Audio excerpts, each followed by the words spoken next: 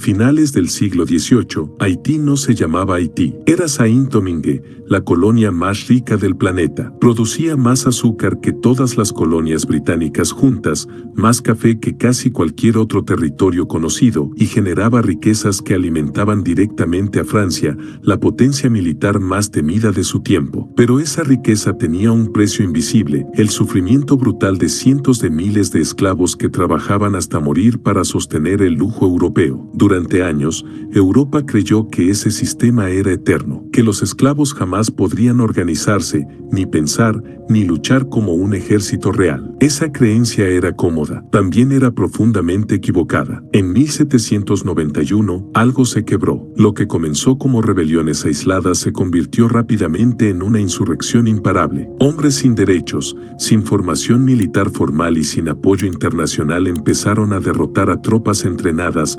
armadas y respaldadas por uno de los ejércitos más poderosos del mundo. Cada victoria era una humillación para Francia. Cada derrota imperial enviaba un mensaje peligroso al resto del planeta. El miedo se propagó más rápido que la pólvora, no solo en Francia, sino en todas las potencias esclavistas. Porque si los esclavos de Saint-Domingue podían ganar, entonces el orden mundial entero estaba en riesgo. No se trataba solo de perder una colonia, se trataba de perder el control de una idea, la idea de que los oprimidos podían levantarse y vencer. Francia respondió con todo su poder. Envió decenas de miles de soldados. Intentó aplastar la rebelión con fuego, acero y terror. Pero el terreno, las enfermedades y, sobre todo, la determinación de los rebeldes hicieron lo imposible. Tropas imperiales caían una tras otra. Generales franceses se rendían ante hombres que el mundo se negaba a reconocer como iguales. El ejército más poderoso de Europa estaba siendo derrotado por quienes, en los libros de la época,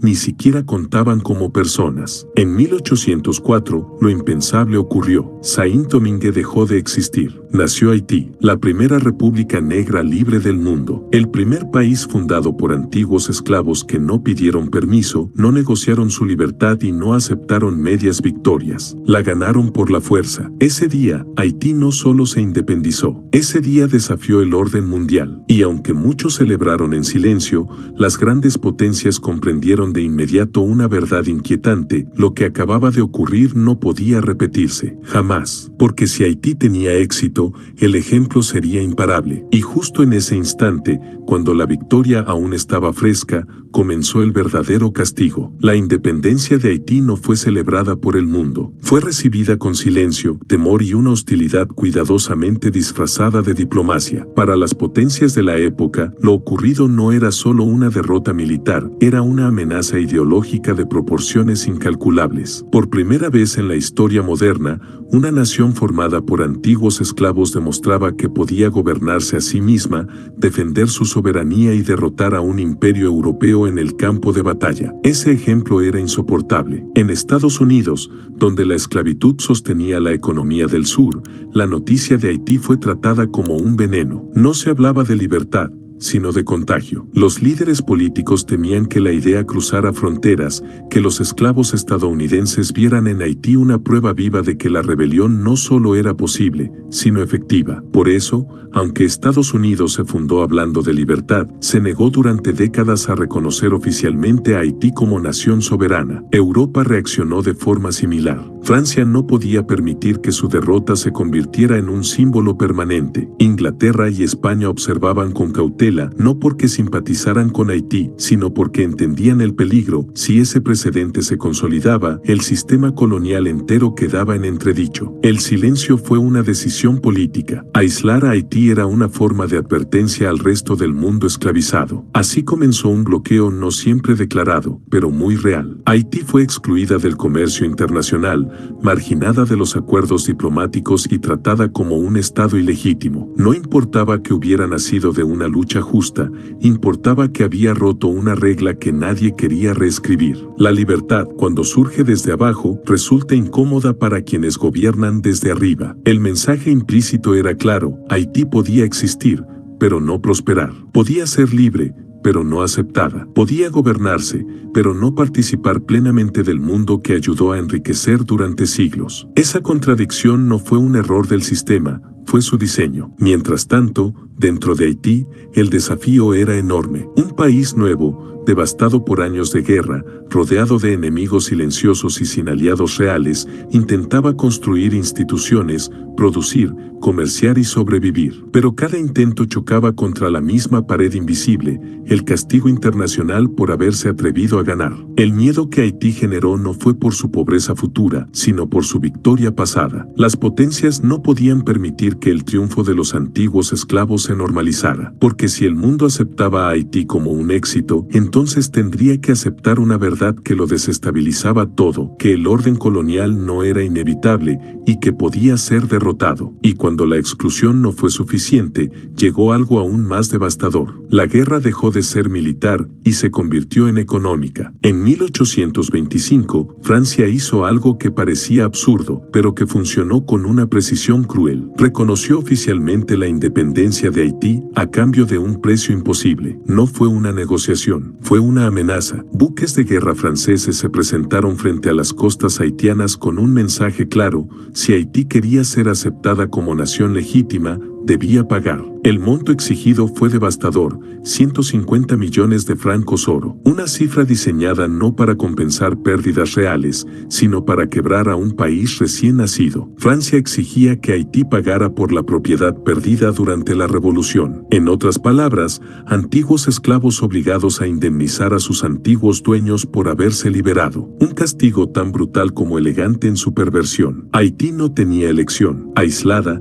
sin aliados fuertes y rodeada por la amenaza militar, aceptó. Para pagar esa suma, el país tuvo que endeudarse con bancos franceses, entrando en un ciclo de préstamos, intereses y refinanciaciones que drenaron su economía durante más de un siglo. Gran parte de los ingresos nacionales se destinaban al pago de una deuda que nunca parecía disminuir. Mientras otras naciones invertían en infraestructura, educación e industria, Haití enviaba su riqueza al extranjero. Cada escuela no construida, cada carretera inexistente, cada hospital incompleto tenía una causa directa: la deuda de su propia libertad. Durante décadas, más del 40% de los ingresos del Estado fueron absorbidos por pagos a acreedores externos, no por un error económico, sino por una condena política. El impacto fue devastador y duradero. Haití se volvió dependiente, vulnerable y frágil ante cualquier crisis. La pobreza no apareció por azar, fue sembrada. La inestabilidad no fue inevitable, fue inducida. Y mientras el país luchaba por sobrevivir, el mundo comenzó a señalarlo como un ejemplo de fracaso, ignorando deliberadamente la cadena que aún lo sujetaba. Este modelo no era nuevo, pero Haití fue uno de sus primeros grandes experimentos. La deuda se convirtió en un arma más efectiva que los cañones. No necesitaba soldados, ni ocupaciones visibles. Bastaba con contratos, intereses y silencio internacional. Y así,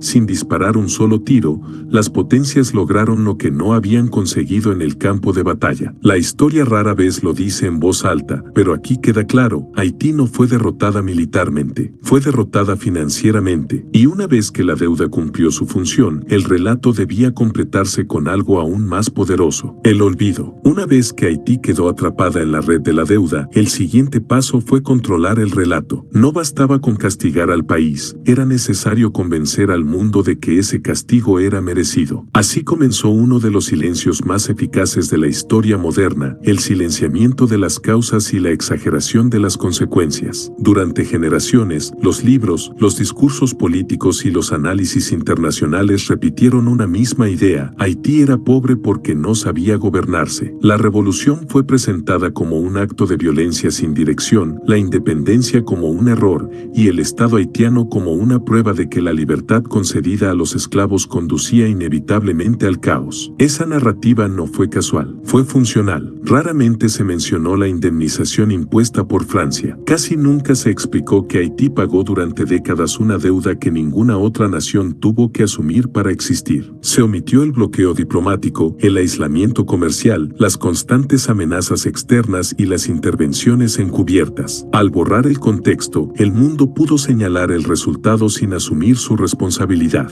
Incluso cuando Haití era citada como advertencia, el mensaje estaba cuidadosamente distorsionado. fracasado. No se decía que había sido castigada por desafiar al sistema, sino que había fracasado por atreverse a gobernarse sola. Así, la víctima se convirtió en culpable y el castigo en una supuesta consecuencia natural. Una operación retórica tan efectiva que aún hoy sigue vigente. Ese silenciamiento también sirvió para tranquilizar conciencias. Si Haití era pobre por incapacidad, entonces nadie le debía nada. Si la revolución había sido un error, entonces el sistema colonial no necesitaba ser cuestionado. El orden mundial podía seguir funcionando sin mirarse al espejo. Con el paso del tiempo, esa versión incompleta de la historia se volvió dominante. Haití dejó de ser la nación que derrotó a un imperio y pasó a ser un ejemplo de fracaso permanente. Se olvidó que fue el primer país de América Latina y el Caribe en abolir la esclavitud de forma total. Se borró el hecho de que su independencia obligó a repensar el mundo atlántico. Y lo más grave,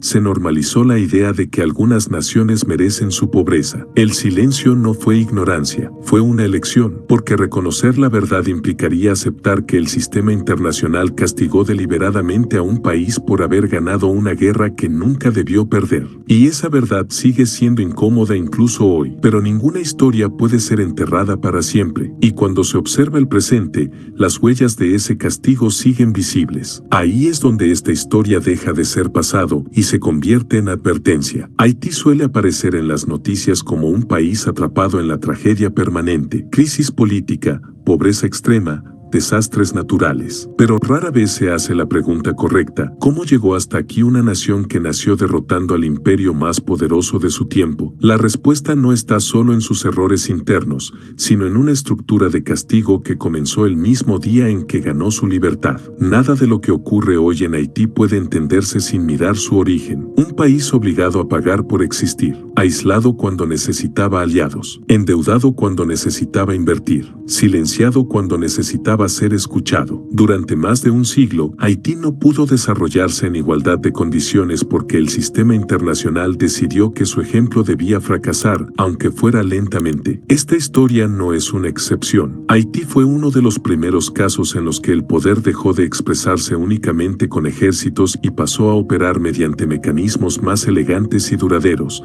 deuda, aislamiento, narrativa y olvido. No hacía falta invadir. Bastaba con impedir que el país respirara. Bastaba con negar créditos justos, cerrar mercados, imponer condiciones y luego culparlo por no prosperar. Por eso Haití incomoda, porque desmonta la idea de que el éxito o el fracaso de una nación depende solo de su disciplina interna. Demuestra que el orden mundial también castiga, selecciona y decide quién puede prosperar y quién debe servir de advertencia. Haití fue esa advertencia. Hoy, cuando se habla de desarrollo, de ayuda internacional o de estados fallidos, rara vez se reconoce cuánto peso tiene la historia en esas realidades. Haití no fue débil desde el inicio, fue debilitada, no fue incapaz de gobernarse, fue empujada a sobrevivir en desventaja permanente, y aún así, sigue existiendo. La república que desafió a los imperios no desapareció. Fue borrada del mapa económico, marginada del relato histórico y reducida a una caricatura de fracaso. Pero su historia sigue ahí, intacta, esperando a ser contada con honestidad. Porque entender Haití no es solo entender un país, es entender cómo funciona el poder cuando se siente amenazado. Y esa es la lección final. Cuando un pueblo se atreve a ganar, el castigo no siempre llega con soldados. A veces llega con contratos, con bancos, con silencio. Esa fue la condena de Haití. Y esa es una historia que el mundo todavía prefiere no enfrentar.